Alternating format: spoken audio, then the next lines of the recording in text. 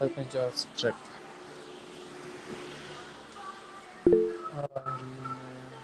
Yes, sir.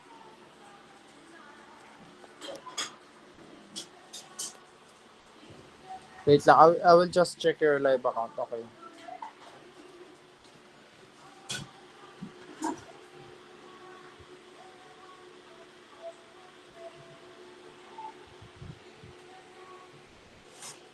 Okay.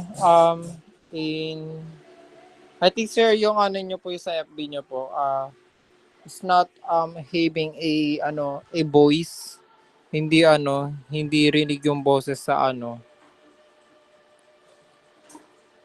The voice is not hearable. Hindi siya naririnig.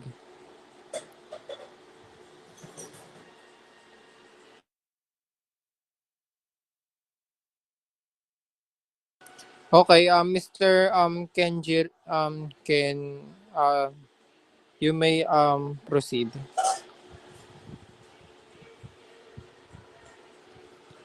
Mr. Ken.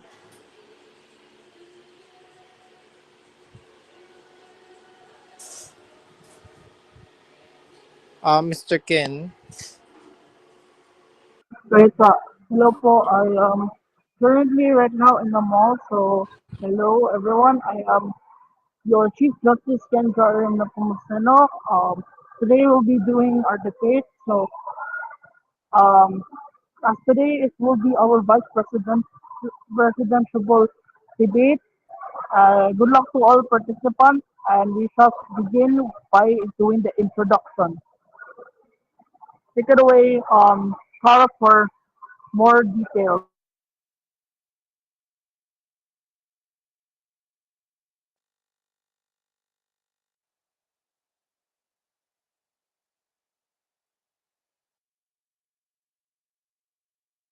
So, as stated, let us call now we are on the round one of this senatorial debates, and I welcome everyone in our first senatorial debates 2024. Now, without further ado, I would like to greet everyone in this spectacular meeting. And without a enduring ado, let us all start. So with the round one, I would like to call um Mr.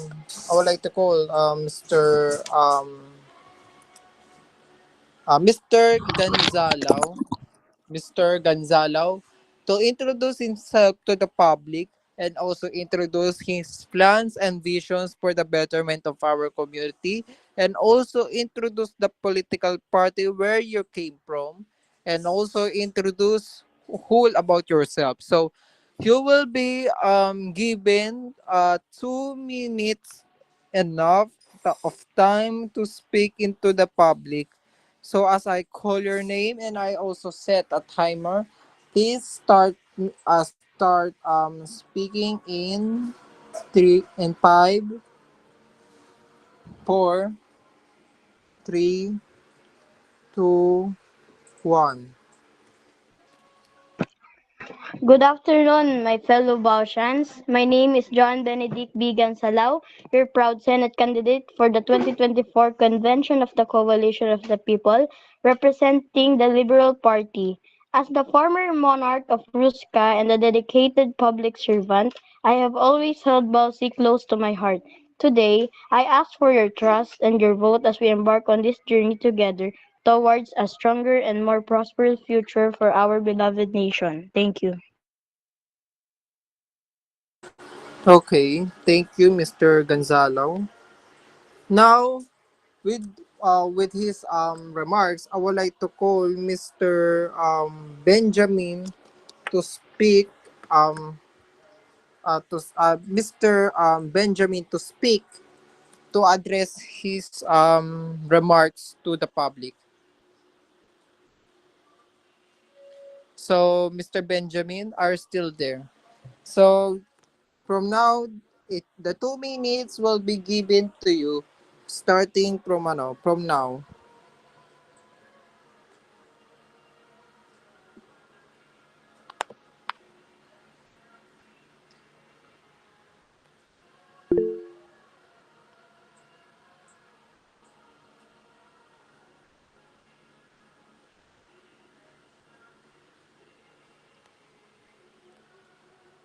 Mr. Gonzalo, please speak immediately as we don't waste any time here.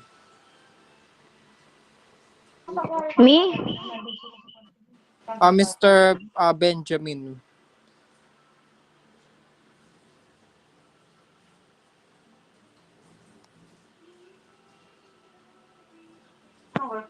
Good afternoon, everyone. I am your Senate candidate, Benjamin E. Smalyari Tabelao, representing the Liberal Party. Thank you. Thank you very much for your short introduction. Now I call Mr. Jefferson, coming from the Nationalist Party, to speak into the public and observe the introduction. So the 2 minutes will be given to you in 3, 2, 1. You may speak. Hello, fellow Belgians. I am Jefferson E. Manglugnan from the Nationalist Party. That's all. Thank you. I don't have any comments. Okay. Thank you for a short introduction, Mr. Jefferson. Now, as all the candidates already spoke to the public, now let us move on to round two, where we will discuss a national issues occurring in Balzi, not only in Balzi but internationally. So, Mr. Chief Justice, you may proceed on this. So, welcome to the round two, everyone.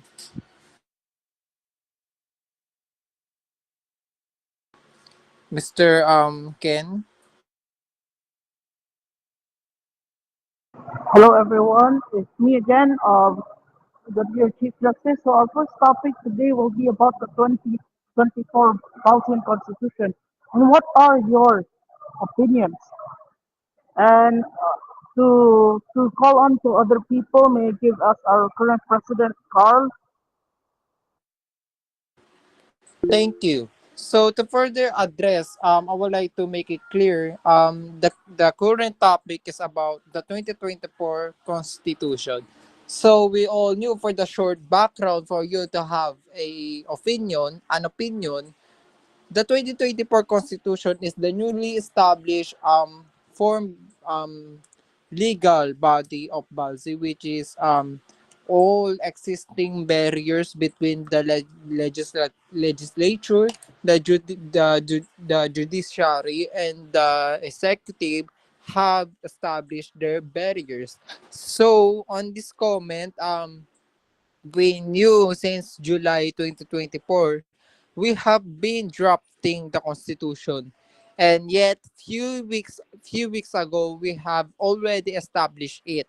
So what is your additional comments on the newly established Constitution? And what things would you like to see there, as Mr. Ken stated? And also, what is your opinion about the 2024 Constitution? I would like to call Mr. Gonzalo to speak. Okay. So my opinion and thoughts about the 2024 Constitution that yes, it is already good because the 2024 Constitution is a great presentation to the Bausi community. But for me, when I win to be a senator, I will add and improve the Constitution more to help the people of Bausi. Thank you. Now, calling Mr. Benjamin to speak. Now, by 3 minutes will be given to you on behalf of this issue. Now, you may speak now.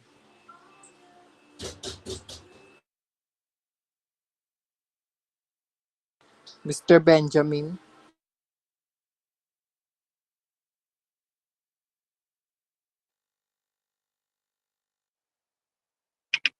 Walang audio yung live sa Facebook. A topic is all about the 2024 Constitution. So, it has been a hugely debated topic in which people would desire to insert their rights within the Constitution. So the Constitution also dictates about the LGBTQ rights and women's right on the Constitution.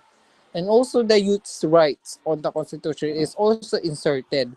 So sa Constitution, are you fine with the current system that the Constitution holds? So Mr. Benjamin, please state your opinion. Thank you.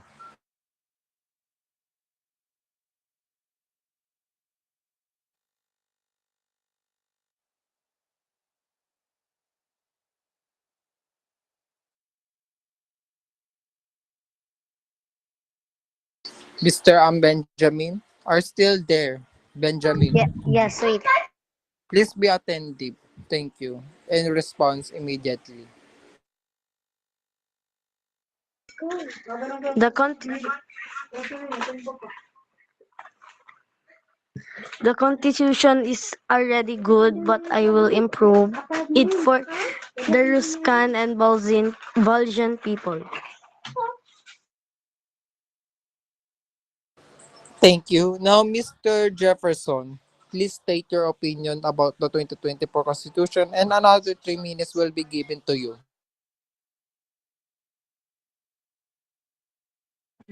For me, the 2024 Constitution is already good, but if I win as a senator, I will add more and help the Belgian people and to improve the the Constitution. Thank you.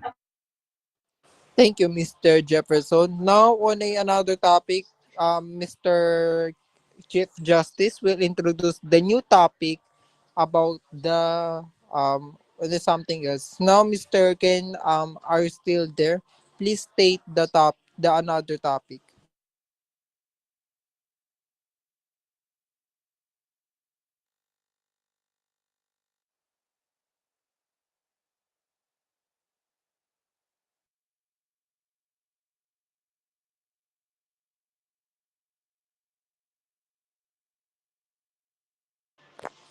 Okay, it would be about dual citizenship.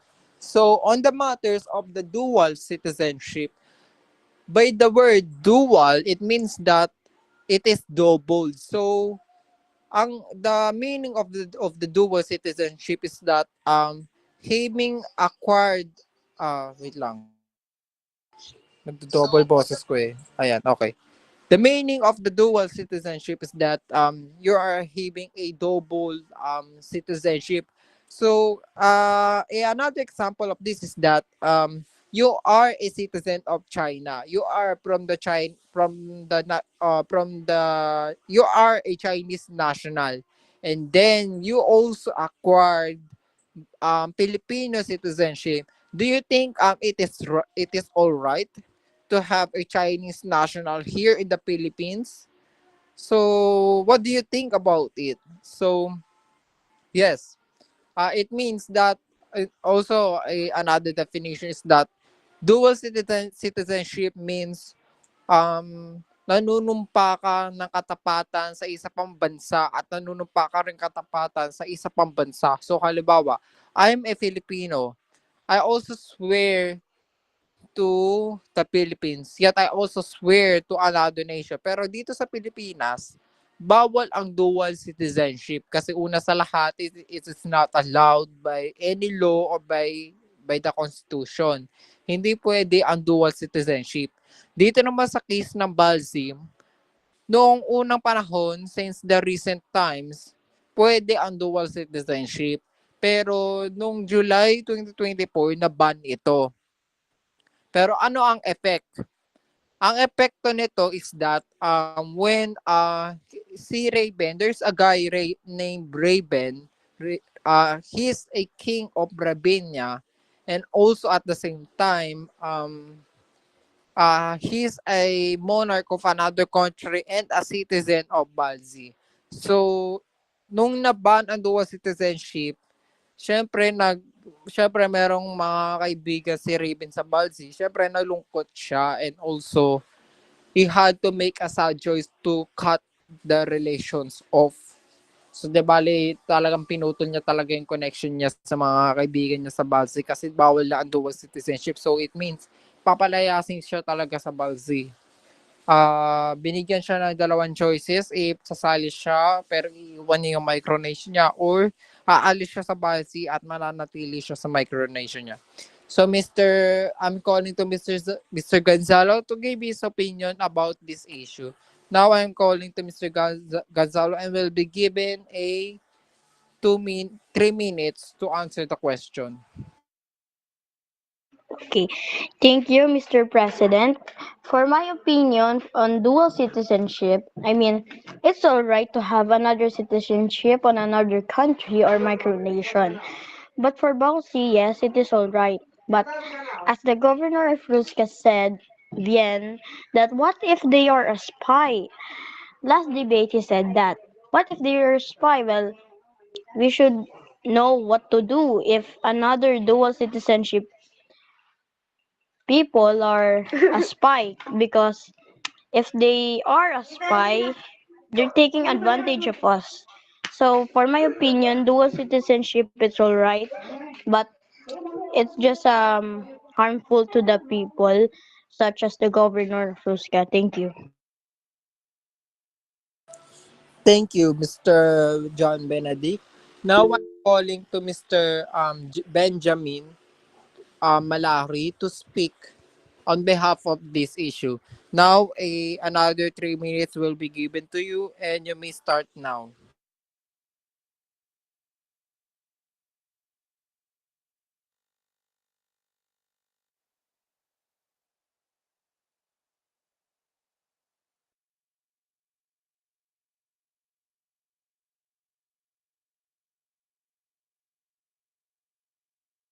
Mr. Benjamin are still there.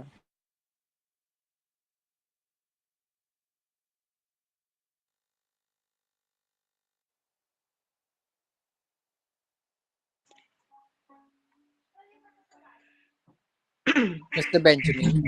Okay.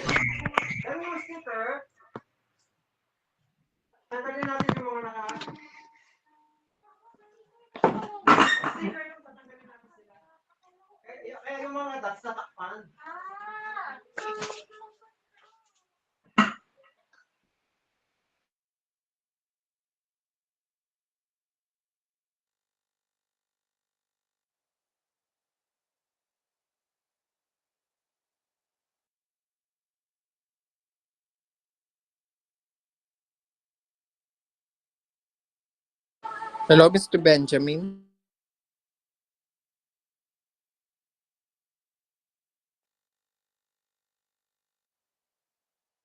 Mr. Benjamin are still there. Okay.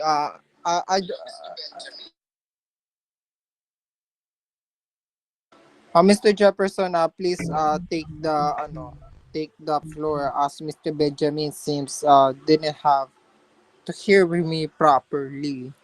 So I call Mr. Jefferson to speak. I would So like to probably know what's the question. the question is all about your opinion on dual citizenship.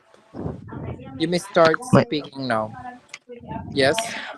my opinion on dual citizenship is to be banned on Balzi because they are spying on us because or taking advantage. Thank you. Thank you. Now I'm calling on Mr. Benjamin once again to speak on behalf of the people of Balzi to address his own opinion. So Mr. Benjamin are still there. Mr. Benjamin, you already opened your microphone yet you didn't speak. All we had to hear is that the background noises yet no voice after all. Yes, Mr. Gonzalo. Mr. Benjamin refuses to answer the question. Okay. Why would he? Okay. So, as we move on another topic, Mr. Chief Justice, what's the another topic?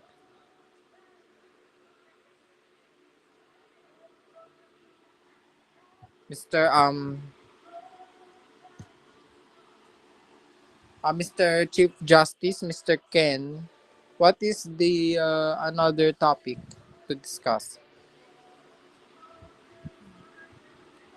Okay, thank you. So as Mr. Ken chatted on our chat box, the another topic is all about our expansion to the world. So it means we are conducting imperialism. So do you know the concept of imperialism? Ibig sabihin nito, pagpapalawak ng ating impluensya, ating sistema sa buong mundo. So what is your opinion about this?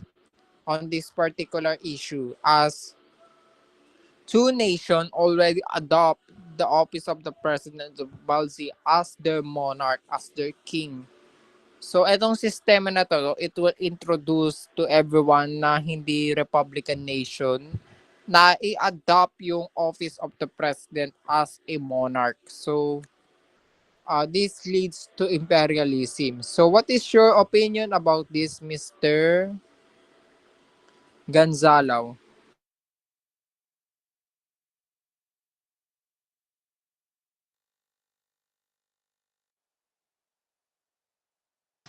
Mr. Gonzalo? Yes. What is your opinion about our imperialism and expansionism across the world? My opinion on the Bosnian expansionism across the world is that that is a very great idea because we are not recognized by other countries or other nationalities, and they should know who we are and what we are. They should know that there is a micronation out there that has the potential to be another country.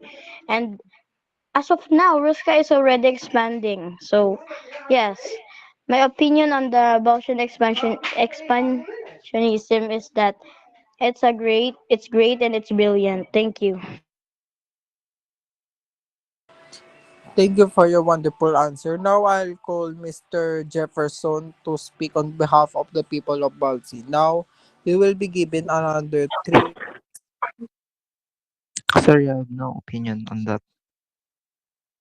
on the Balsian expansionism. So it means that we will expand our territories, we will expand our people, we will also expand our influence across the world. So what is your opinion about this? No opinion about that. But Yes po.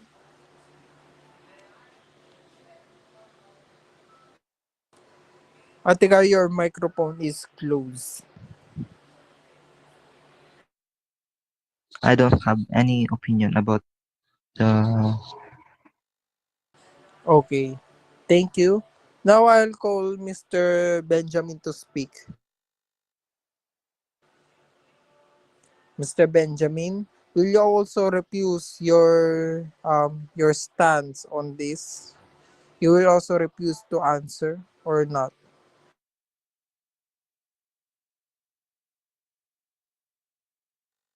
I have no I have no I Okay. have no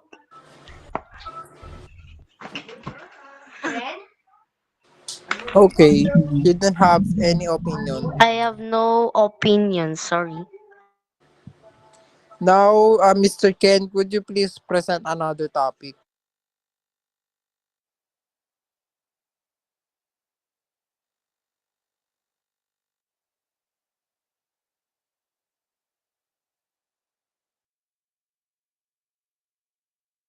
Mr. Ken, are you still there? Okay. Now this is a indeed a matter topic that everyone is waiting for.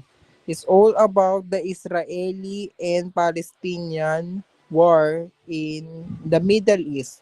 So everyone has a context of this. Um everyone has a copy of this. You know the basic knowledge about the Israeli and Palestinian war in the Middle East. So, what is your opinion about it? So, starting to go with Mr.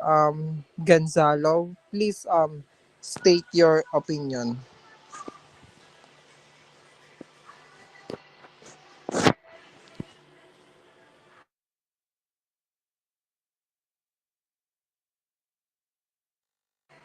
Mr. Gonzalo.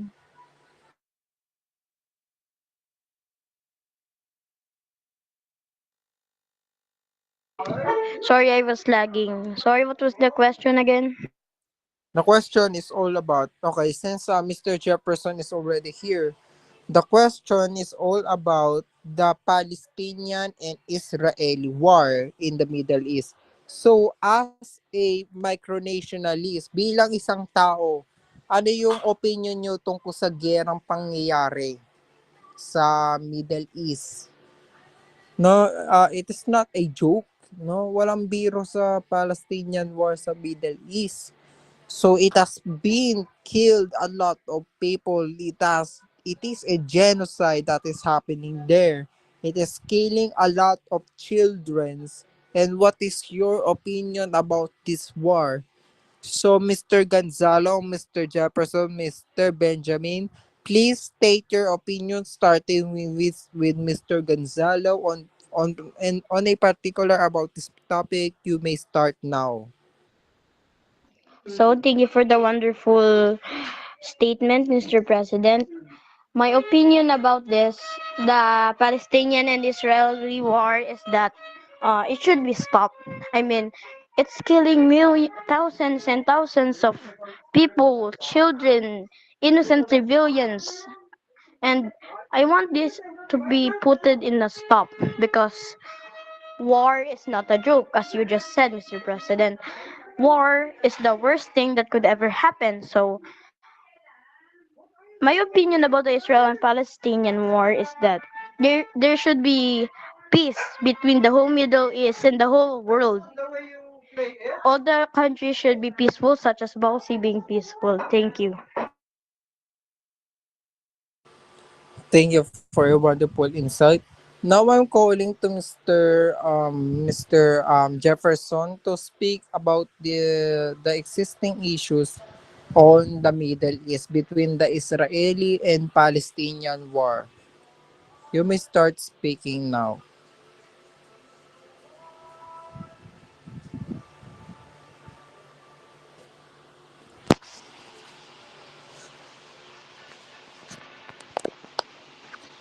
Mr. Jefferson, okay, seems that he misclicked the ano thing. Okay, Mr. Jefferson, are you able to hear me?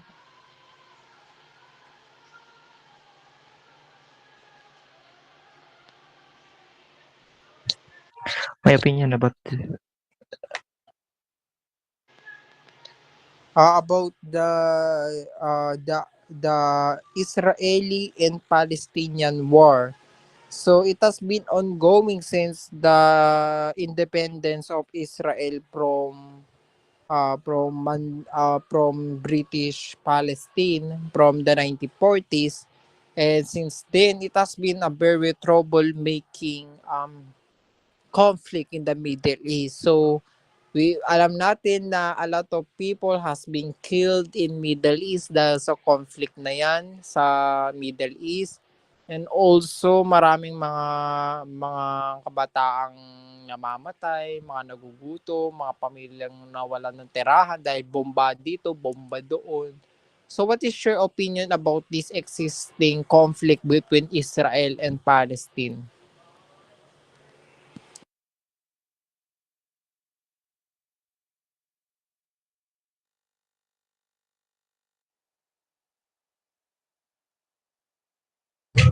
my opinion about the Palestinian and Israeli war should be stopped in Middle East because it's killing thousands of people and innocent children. Thank you. Okay, thank you. Now I'm calling to Mr. Benjamin to speak on behalf. Now, Mr. Benjamin, the 3 minutes will be given to you.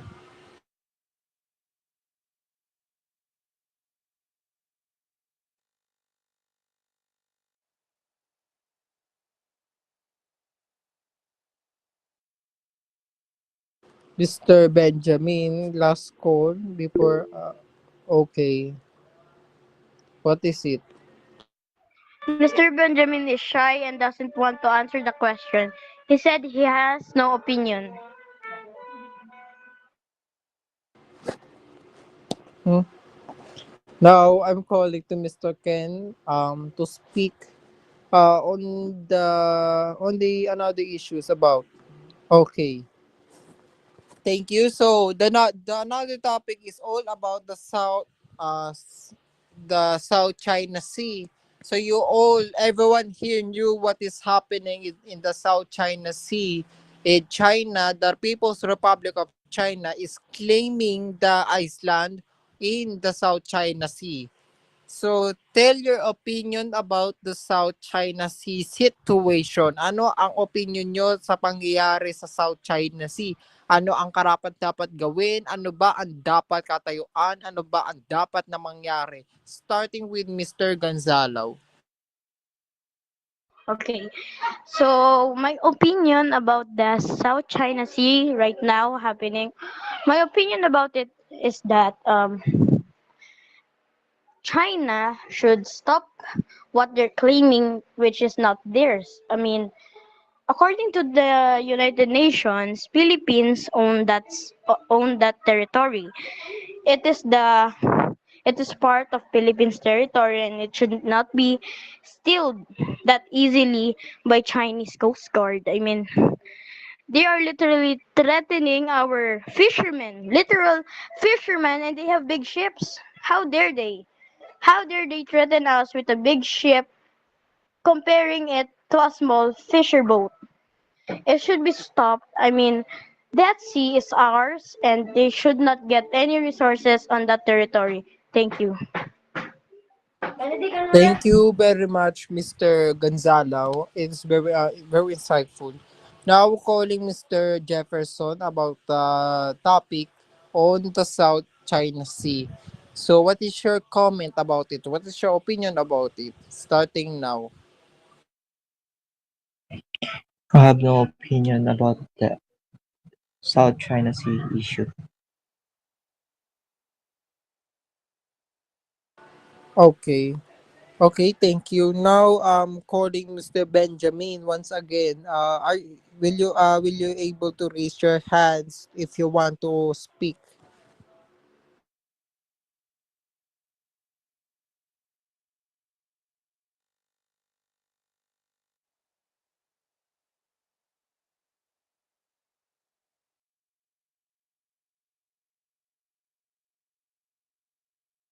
Okay na. Now, uh, Mr. Ken, please state the another topic.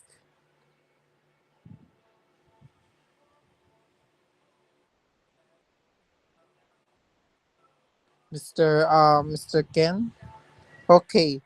Now, the LGBTQ policy in this community. Now, what is your opinion about the LGBTQ policies in this country? So, as we far know that since then, Balzi has always been a pro LGBTQ community. So it means that we are very supportive in the LGBTQ's initiatives or empowerment. So we are really empowering LGBTQs to come out and ano. And from this, Balzi is also named as one of the most free nations in the Southeast Asia. Balzi is also named as the most pro-LGBTQ country in the world. So, what is your opinion about this when you became a senator? Kung magiging senador kayo, ano yung gagawin nyo para mas maging pro pa tayo? Starting with Mr. Gonzalo. Thank you for the wonderful question, Mr. President. My opinion on LGBTQ and Balsi is that it's all right. I mean, it is already accepted by the society and it should also be accepted in Balsi. LGBTQ is a popular group that is all around the world and they should be treated with respect and not treated with disrespect. I mean, a lot of LGBTQ members are treated like they're animals. I mean, some are bullied, most, and I want this to be put on a stop. I mean, LGBTQ people, members of it, should be respected at all times. Thank you. Thank you very much for insightful opinion, Mr. Gonzalo. Now I'm calling Mr. Jefferson coming from the Nationalist Party to speak on behalf of the LGBTQ opinion issues. You may start now. My opinion about the LGBTQ policy is already good, and my opinion only is not to be super supportive about the LGBTQ. Thank you. Thank you, Mr. Jefferson. Now, Mr. Kel, what is the another topic?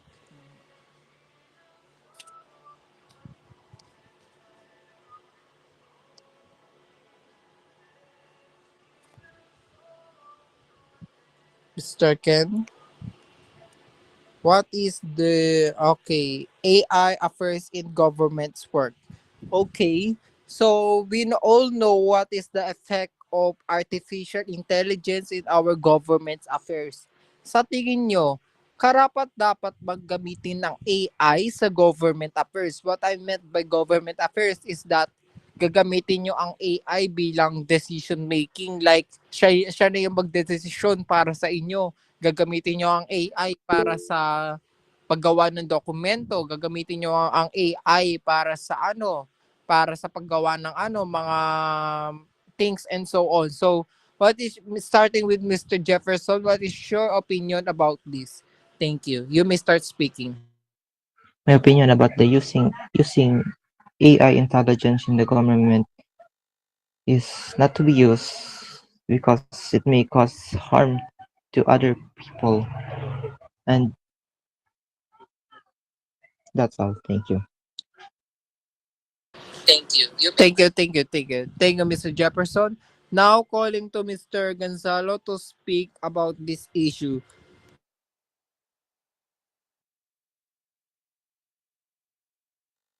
Mr. Gonzalo.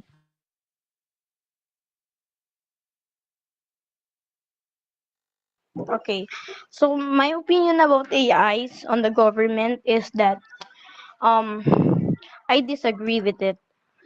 AI shouldn't take the positions of the government that should be taken by the people of Bausi. AI are created to help and brighten the day of people, not to take their positions. I mean, can an AI handle all those works? Yes, they can, but we people should have the right have to be part of the government instead of the AI. Yes, AI might help us, but the people should be in that position, not AIs. Thank you. Thank you, Mr. Gonzalo, for your now, Mr. Chief Justice, you may present the another topic. To be part of the government. Nagre-repeat yung voice. Apologies for that. Mr. Ken?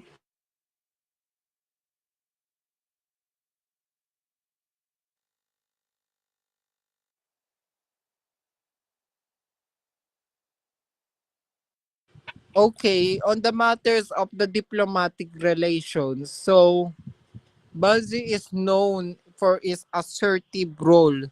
What I meant by the assertive role, talagang ina-assert talaga natin yung karapatan natin sa iba, no? Talagang pinagmamalaki talaga natin yung sarili natin internationally. So we are very assertive. Talagang ina-assert, talagang pinapasok talaga natin ang impluensya natin. So sa diplomatic affairs, what is your opinion about it? Ano ba ang karapat-dapat na maging way o maging daan ng Balzi pakikitungo nito sa ibang bansa o community? So ano ang opinion nyo tungkol dito, no? So starting with Mr. Gonzalo, you may speak. Okay, so My opinion about our diplomatic relations with other micronations is that we should respect other micronations as they respect us. If they disrespect us, let's just like that's we don't care about them if they disrespect us, because if we disrespect them too, that would put us in a very bad position. Like it would make us the bad country. So my opinion about the diplomatic relations policy is that the Boston government should be smart on decision making, especially on diplomatic meetups such as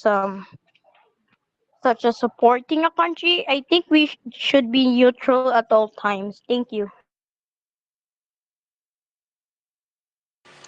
Okay, thank you, Mr. Thank you, Mr. Gonzalo.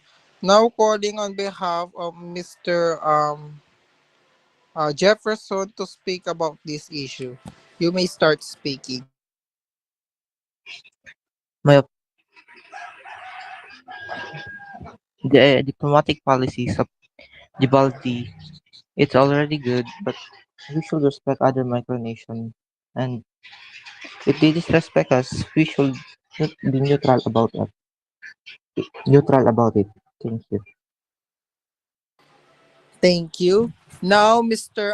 Ken, could you please present another topic? Lastly, it would be about the Russian and Ukraine war. Okay, so this is the most latest. This is the most ongoing, that is very effective, that has meron talagang impact on us sa ating mga Pilipino. So ano ang opinion nyo sa Ukraine vs Russian war? So familiar naman kayo dito, 'di ba, Mr. Jefferson and Mr. Gonzalo, tungkol sa Ukraine vs Russian war, 'di ba? Alam niyo naman kung paano nagsimula, alam niyo naman siguro kung paano nagsimula to, alam niyo naman siguro kung sino ang may kasalanan, kung ano dapat ang maging status ng Russia tsaka ng Ukraine ngayon. So, sige. Mr. Gonzalo, please state your opinion about this issue starting now. Okay. So my opinion about the Russian-Ukrainian war is same with the Palestinian-Israel war. It should be a peaceful world. But on my opinion, I support Russia. This is not because of diplomatic, but I know the reason why they want to invade Ukraine. Ukraine wants to join NATO, which will affect Russia's border. And Russia, I think Putin is threatened by this, so he wants to be two steps ahead of Ukraine. So, yeah, I support Russia for this, but I hope Russia should stop the war. Instead, they should be peaceful and just don't like they should be peaceful to European countries, and the war should be stopped because there is a lot of civilians dying from the missile strikes. So, yes, that is for my opinion about the Russian-Ukrainian war. Thank you. Take care, Mr. Benedict. Now calling on behalf of Mr. Jefferson part to speak on behalf of this issue. Now you may speak. I have no opinion about the Russian-Ukrainian war. Thank you. Now, Mr. Ken, since this is the already last topic that we have. Now we are going for the round three and the last round. So I would like to thank everyone, Mr. Jefferson and Mr. Benedict, on your insightful opinions. So now we will go to the round three, on which the final remarks. So everyone will be given 3 minutes to speak kung ano ba ang dapat nyong gawin, kung ano ba lahat na gusto nyong sabihin, sabihin nyo na ngayon. So this will be the last debate on the Senate, and tomorrow will be all about the vice presidential. So calling on behalf Jefferson and Gonzalo for very attentive on the debates. Now, um, This is now the round three, and every one of you will be given 2 minutes to speak and convince the people. So what I mean by convince, convincehin nyo ang bawat tao na bumoto sa inyo. So ano ba yung magiging remarks nyo doon? So please ayusin. So now I will give time to Mr. Jefferson to speak on behalf of the people. Now you will be given 2 minutes enough of time to speak and state all your concerns, matters, and so on, your plans and so on for this community. Now you may start speaking.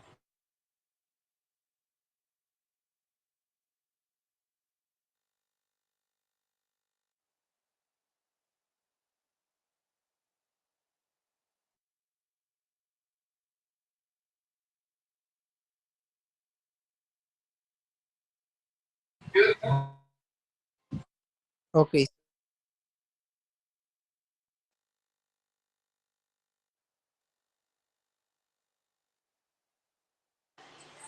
you may start speaking.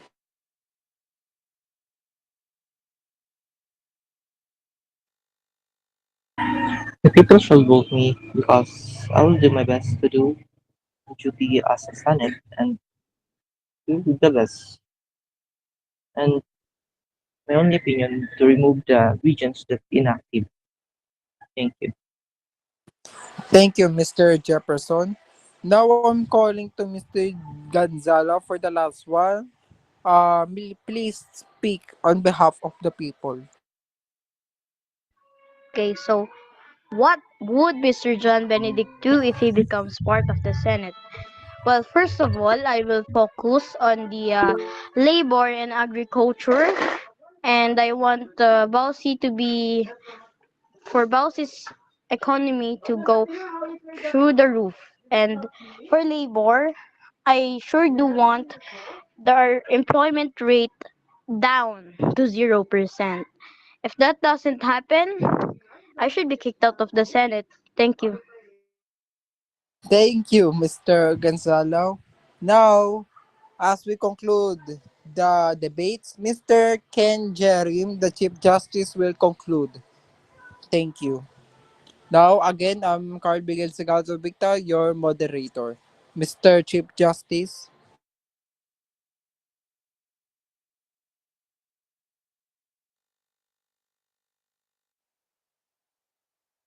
are you able to speak? Okay. So, to conclude, speaking of behalf of the Chief Justice, I would like to thank Mr. Gonzalo and Mr. Jefferson for their attentive. So, actually, hindi na to, senatorial debates, parang Gonzalo vs. Jefferson na yung laban, no? So, this is very historical at first kasi, this is a, it is recorded. Uh, kaya, mapafile din. So, to conclude this debate, I would like to thank everyone for the answer and hope to be I hope for everyone to have a great day. So once again, Carl Miguel Sagada Bigta along with the Chief Justice Ken Jarim standing here in front of you as your moderators for the 2024 senatorials debate. So once again, good afternoon everyone and have a great day. Padayon everyone and vote right and vote decisively. So thank you everyone for your attentive participation. Now this concludes everything. See you soon for later for the vice presidential debate at 7:30 p.m. So vote wisely everyone and thank you for watching.